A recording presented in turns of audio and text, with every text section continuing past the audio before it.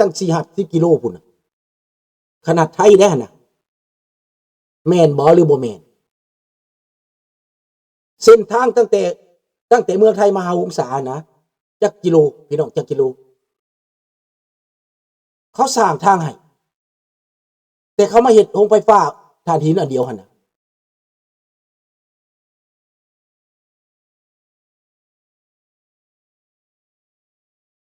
อเมริกามาอยู่เมืองไทย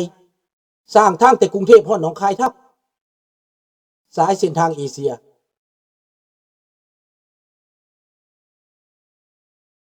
สร้างเดินยนต์อุตภาวสร้างหลายแห่งพี่น้องสร้างโรงพยาบาล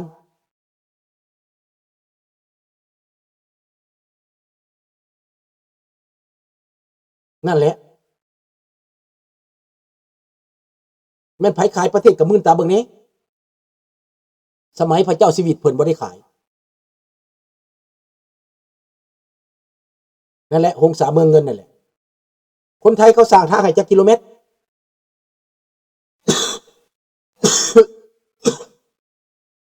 เจ้าหาว่าเจ้าชีวิตขายซาดเพิ่นมีรถจักคันเพิ่นมีบ้านจักหลังเพิ่นมีเงินฝากธนาคารจักล้านนั่นแหละถนนสายมิตรภาพอเมริกาสร้างบ่มีไผปฏิเสธว่าอเมริกาสร้างเห็นบ่อเมริกาสร้างประโยชน์มหาศาลประเทศไทยรอดมาจากการครอบงำคอมมิวนิสต์ก็แม่นย้อนอเมริกาอยู่เบื้องหลัง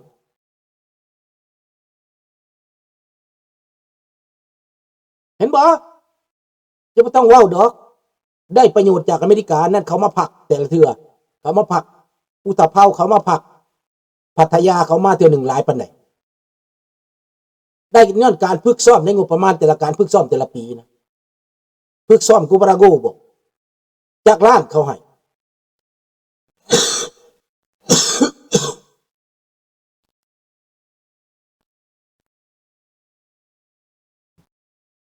เจ้าเกียรติอเมริกาเพราะเจ้าถึกล่างสมองแก้วนะมันบ่เห็นเกียรติอเมริกา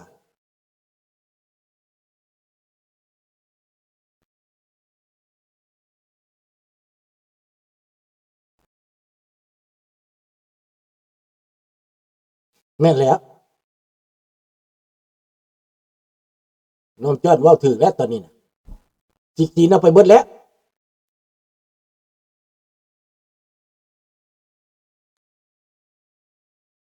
สนามท่าหลวงอะนะก็ได้ยินข่าวว่าพระเทพได้มาสร้างให้ได้สร้างให้ลูกน้องเพิ่นมาสร้างให้โรงเรียนบางบ่อนก็แม่นเพิ่นได้มาสร้างให้ทงไห้ตรงหน้าก็แม่นเพิ่นได้มาสร้างให้ให้เป็นตัวอย่างให้เจ้า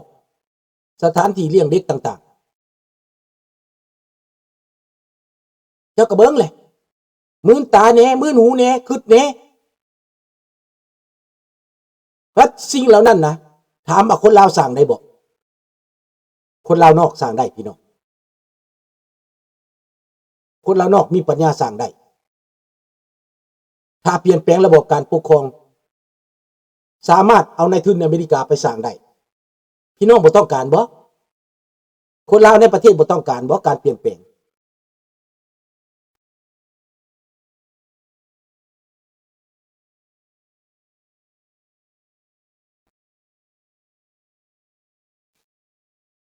อันมันคือเวียดนามก็อยู่ในเมืองเท่านั้นแหละมันมาผสมพันธุ์น่ะน้องจอนนอกไปมันก็บ่ได้ผสมดอกเฮาก็ฮู้จักกันอยู่บ้านนอกบ้านนาในลาวมันหลายมีแต่ในเวียงจันทน์ซื่อๆมันผสมพันธุ์นั่นน่ะเออที่มันคือเวียดนามในเวียงจันทน์พวกกินดีอยู่ดีในเวียงจันทน์นั่นน่ะแม่นมันผสมพันธุ์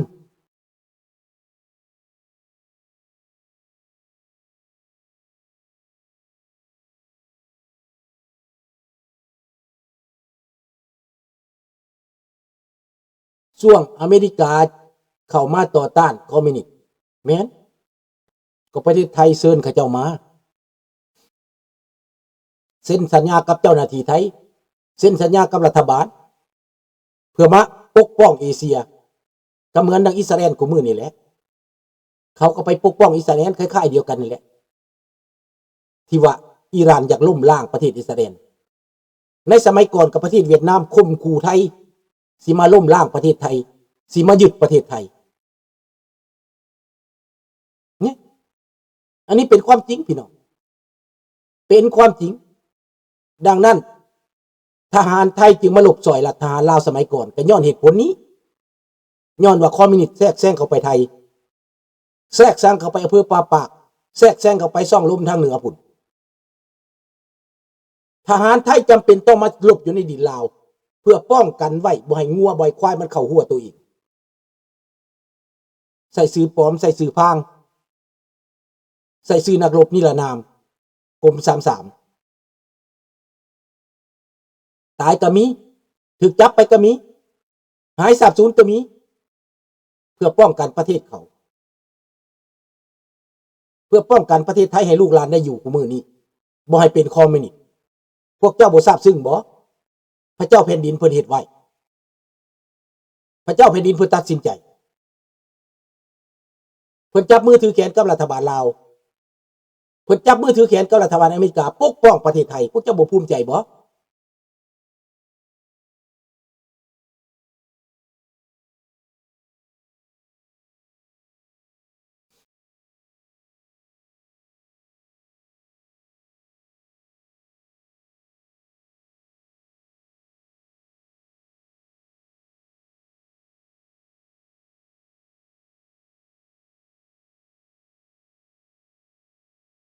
นั่นแหละเฮาก็เห็นหมดแล้ว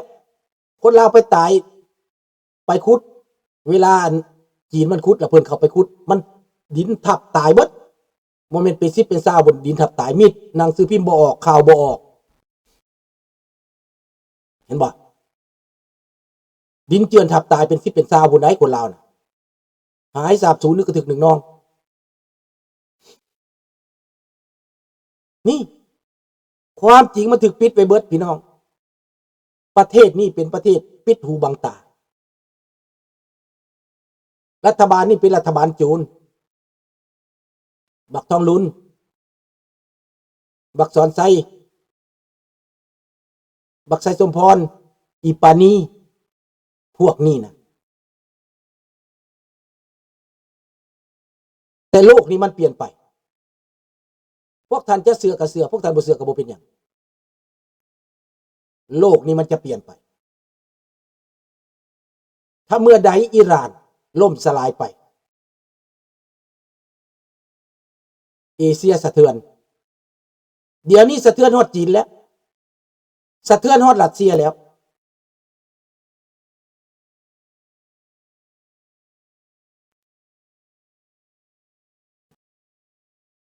มันก็ขึ้นกับพวกเจ้าอยู่คนในเด้อลิงน้อยถ้าพวกเจ้าว่าความจริงนะส่งสื่อสารความจริงให้คนทางนอกฮู้จักเขาก็บ่แม่นเขาสิควายเขาเป็นคนอยู่แต่ว่าย้อนพวกเจ้านั้นปิดบังคนในประเทศน่ะปิดบังตัวคนลาวนอกว่ามันดีแล้วพวกเจ้าพากันตัวพี่น้องตัวเองพากันตัว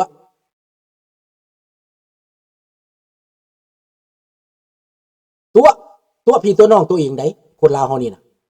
ตัวย้อนหยังย้อนความอยากตัวอยากให้ลูกหลานตัวเองกลับมาเพื่อเขาสิได้เอาเงินมาให้ตู่มีเท่านั้นอย่าให้เขามาตุกเอือนอย่าให้เขามาอยู่อย่าเอาเงินมาให้เพิ่นตัวเขาหลอกเขาบ่ดีก็ว่าดีบ่พัฒนาก็ว่าพัฒนาบ่เจริญก็ว่าเจริญตัวดีแล้วเจริญแล้วมาโลดบ่ว่าความจริงเห็นบ่ความอยากหั่นนะ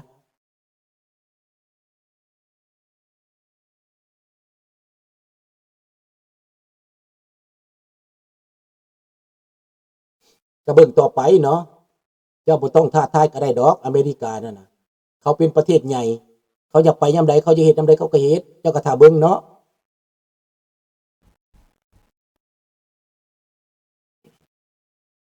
เจ้าก็เบิ่งติเวเนซุเอลาเขาก็ล้อมเป็นเดือนพุ่นนะอีตาถ้ำเราบ่เฮ็ดคืออีตาบุตร ตาบุตรนี่จัดการโลดอีตาถ้ำเราใส่เวลา แต่เจ้าว่าอิหร่านเก่งอ่ะเจ้าเองกับผู้นึงเป็นคนสัวเนาะวีเซอร์คอยสิว่าเจ้าโดดเลยเจ้าพร้อมประเทศที่ขาประชาชนตัวเองเป็น30,000-40,000คนน่ะเพราะว่าเจ้าเองกับผู้นึงเป็นคนสัว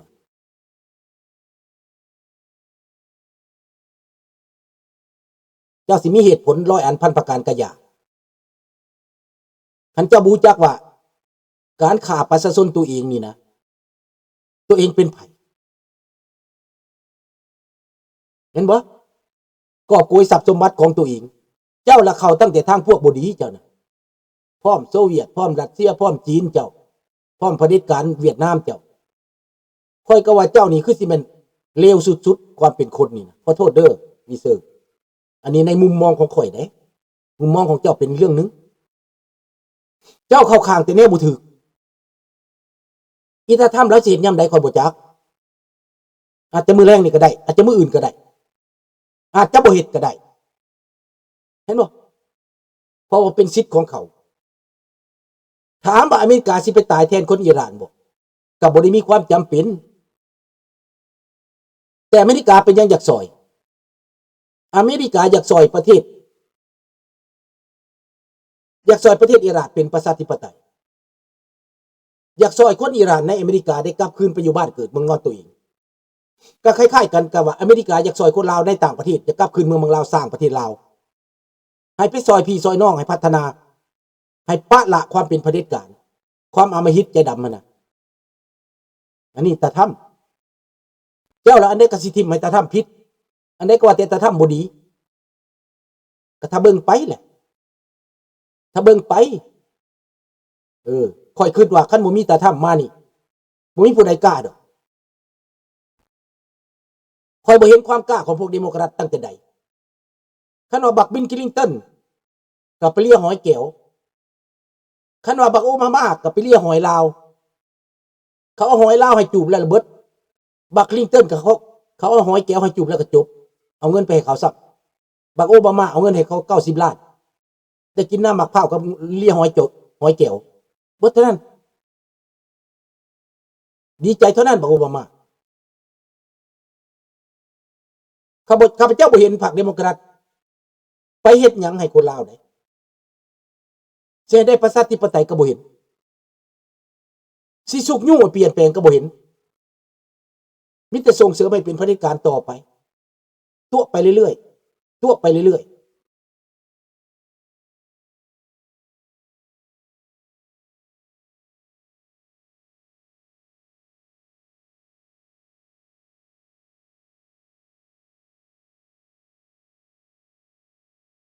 ก็สิแม่นนั้นแหละลุงจังดาลองเบิ่งกันนะลุงคือว่าเป็นแก้วลุงคือว่าเป็นแก้ว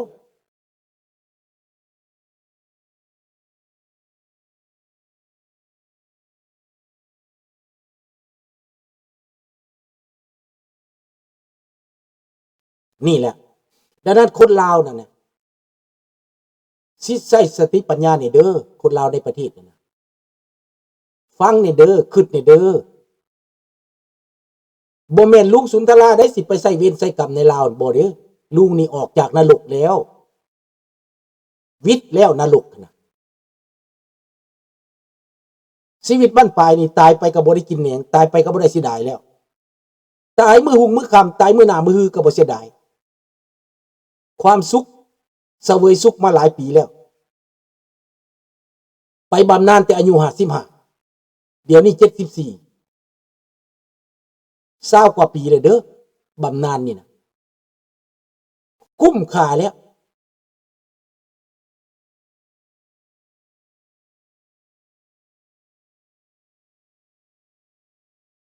มันก็ขึ้นกับเฮานั่นแหละเจมส์มันอยู่ดนก็ย้อนเฮามันสิไปก็ย้อนเฮาถ้าเฮาพร้อมใจกันมันอยู่บ่ได้ดอกมันสิถอยหลังหั่นแหละแม่นแล้วแหละมันมันบ่เซามันก็ไปบ่ได้มันเป็นหนี้หลวงหลายไผมากมันเป็นหนี้130%พุ่นน่ะมันสิอยู่ได้บ่ลิงน้อยเขาเว้าถูกแล้ว ขนาดเขาเป็นคนผักคนหลัดแน่นะเขายังเว้าขนาดนั้น